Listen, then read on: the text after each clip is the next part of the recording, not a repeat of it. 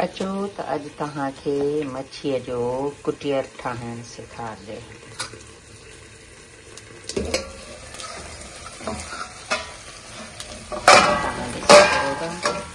मच्छीअ जूं सॼियूं ॿेरियूं जेको आहे उहो थोरो ऑइल विझी तए में ऐं ईअं बाफ़ ते ढके छॾी। हाणे हुनजा ॿई पासा जेको आहे उहे मच्छी पची रही आहे। हाणे थोरो थोरो हीअं हल्को हल्को ढक हणी, घणो हुनखे कचुंबर नाहे ठाहिणो, पर थोरो थोरो हीअं ढक हणी हुनखे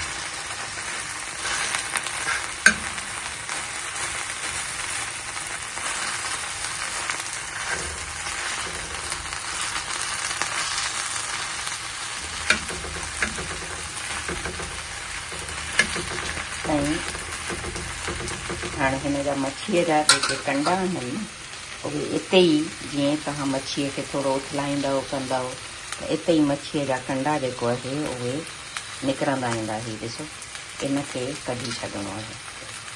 ठीकु आहे, मच्छीअ जा कंडा सभु ख़ुदि ब ख़ुदि मथां जेको आहे उहे निकिरी ईंदा।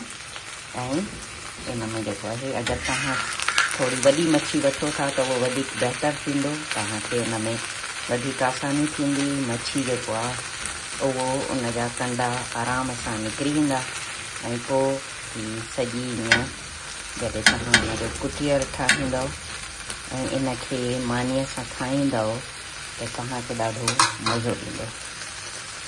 हीअ ॾिसो, हीअ ॾिसो, ऐं कंडा कढंदी थी वञा।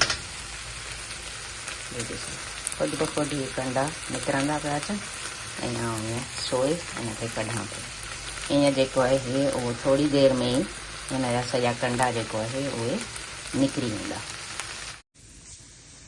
हीअ ॾिसो, तक़रीबन हाणे असांजो कुटियर तयारु आहे।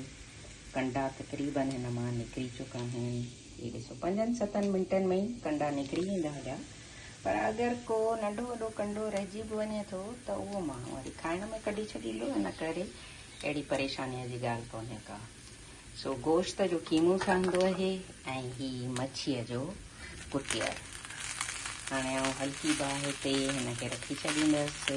जेतिरो मूंखे कड़क करणो हुजे, किन खे नरम वणंदी आहे त उहे हींअर ई लाहे ऐं मथां मसालो विझी खाई सघंदा, पर किन खे जेको आहे इहो थोरो कड़क वणंदो आहे त उहो कड़क करे खाई सघनि था। हाणे आउं हिन जे मथां जेको आहे उहो मसाला विझंदसि। लूणु अॻे ई मूं ॾेई छॾियो हो मच्छीअ खे। ऐं हाणे ही सिंपल सुका धाणा,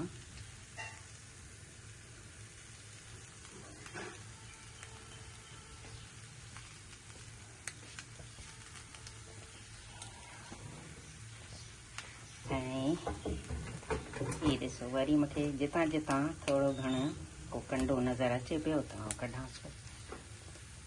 ऐं हीअ वरी ॻाढ़ा मिर्च, थोरी देरि हाणे आउं हुनखे हिन ई हल्की बाहि ते छॾे ॾींदसि ऐं पोइ वरी आख़िर में थोरा आउं मथां सावा मिर्च विझी छॾींदीसांसि। सो असांजो कुटियर तयारु आहे। मूंखे मुंहिंजे घरवारे खे ॾाढो पसंदि आहे। ॿार सॼी मच्छी जी ॿेरी इन करे कोन खाईंदा आहिनि त उन में कंडा हूंदा आहिनि। सो हिन क़िस्म सां मच्छी खे तयारु करे ॿारनि खे ॾींदव त उहे मज़े सां खाई वेंदा। मुंहिंजे बाबा खे तमामु घणी इहा मच्छी ईअं कुटियर पसंदि हूंदो हो ऐं ठटे में अक्सर इन क़िस्म जी मच्छी जेका आहे उहा नेरनि ते तयारु कई वेंदी आहे। सो असांजे घर में जॾहिं असीं नंढा हूंदा हुआसीं ऐं बाबा खे जेको आहे इहो कुटियर पसंदि हूंदो हो त अम्मा जेको आहे उहो नेरनि में अक्सर इहो ठाहींदी हुई ऐं इहो सन्हड़नि फुल्कनि सां ॾाढो मज़ो ॾींदो। खाई ऐं कमेंट में ॿुधाइजो त तव्हांखे इहा रेसिपी कीअं लॻी।